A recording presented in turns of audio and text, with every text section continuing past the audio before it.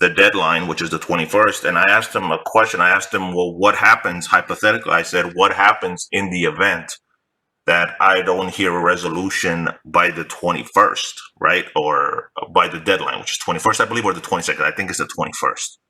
And he said, if, sorry, he said, if there is no communication from Synchrony by then, to call back, ask to speak to an account manager, and ask them to escalate the matter. Now, he did say that, based on what he's seeing, that this matter should be resolved by the deadline. And unfortunately, I have not heard from Synchrony, and I don't think it was resolved by the deadline, correct?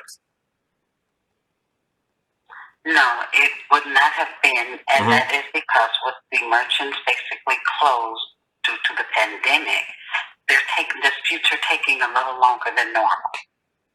I understand, but to be fair, the previous account manager said he reviewed this case and he said I asked if there's a chance that this might go beyond 60 days. He said it might. He said, but reviewing this specific case, he doesn't think this one would. Moreover, as far as I know, there's a procedure where in Synchrony, if they don't hear anything by 60 days, a temporary credit is issued and the merchant is given 30 additional days to respond before the matter is considered closed.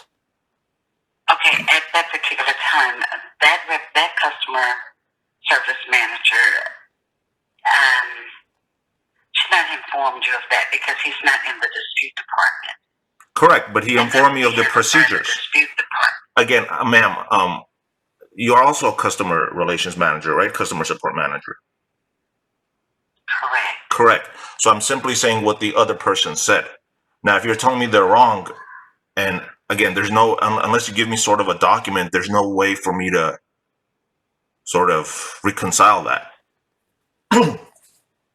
So again, ma'am, again. Correct. What I'm simply asking before you do so, what I'm simply asking is what I was told. Ma'am, let me place you on hold. Can I say one sentence? Will you allow me to say one sentence? Manager Jay. Will you allow me to say one sentence before you place me on hold? Sure. Yes. I'm simply asking to escalate the matter. That's it. Okay. Please hold, okay? Thank you.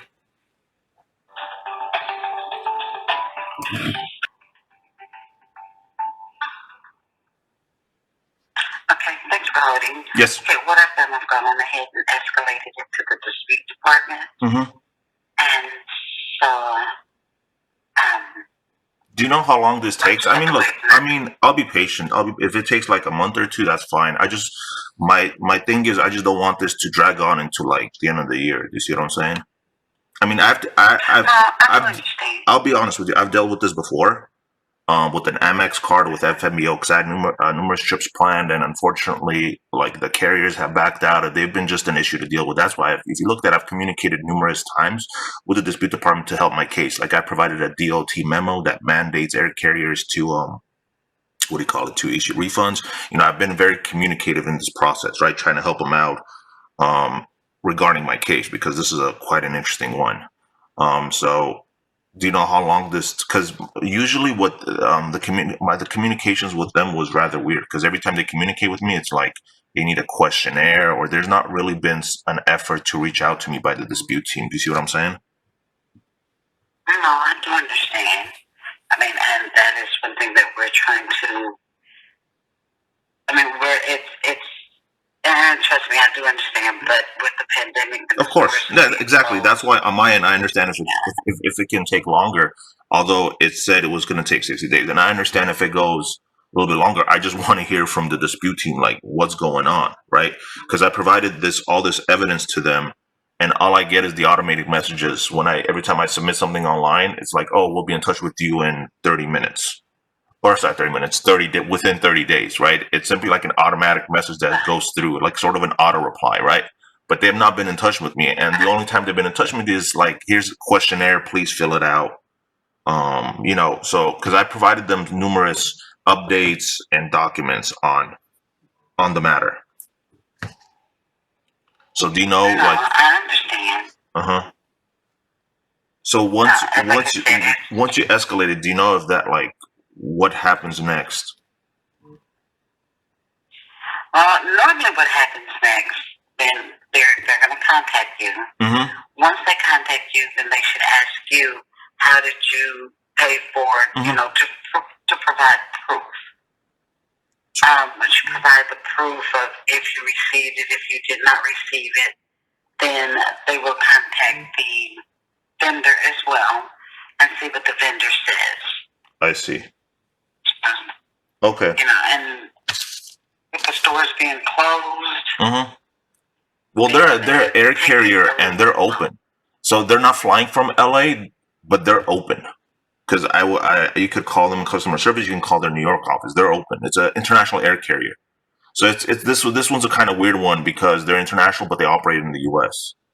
So this is why, like in my last call, like on the notes, it says that they're going to refund in 3 years because they're a Russian company and they passed like some Russian law that said that people who get the refunds first are people who are disabled and World War II veterans. I mean, I kid you not. This is what they told me. And since I'm neither, I have to wait for my refund for 3 years. So I was like, what? So then I called Synchrony. Yeah, so I called Synchrony to update them. I'm like, hey, I just received this update. It might be worthy for the dispute team to have this information because this is the weirdest thing I've ever heard in my life. Like, who says a refund will be given in 3 years? That's just, I don't know. It was unheard of. And also preferences for World War II veterans. I mean, I don't know how many World War II veterans fly. You see what I'm saying? On their airline, but I don't think it's a lot. Well, now you know why. Considering it's like they'll probably be 100 years old. Again, I'm not trying to say not a lot of World War II veterans exist. I'm just saying a person born in the 1920s will be 100 years old, and I don't think a lot of them are flying right now. And I try to maintain a serious composure because I'm like, is this some kind of a joke or something? I thought it was on a prank call. And then the person's like, oh no, and they're speaking with a thick Russian accent. I'm like, all right, thank you. So I passed this on to Synchrony, and I was like, because I'm sure once they receive the message, they'll probably think this is a joke or something. But that's what I was told. Anyway, just quick from my notes. What was your name, ma'am? So I'll have some description that I talked to you. My name is Stacy. Stacy. All right. Thank you, Stacy. So I guess I'll check back in maybe a month or a couple of weeks, but I'll wait for them to reach out to me if they have any updates. Thank you, Stacy. Okay. All right. Thank you. I appreciate your business. Yep. You enjoy the rest of your day. You too now. Bye-bye.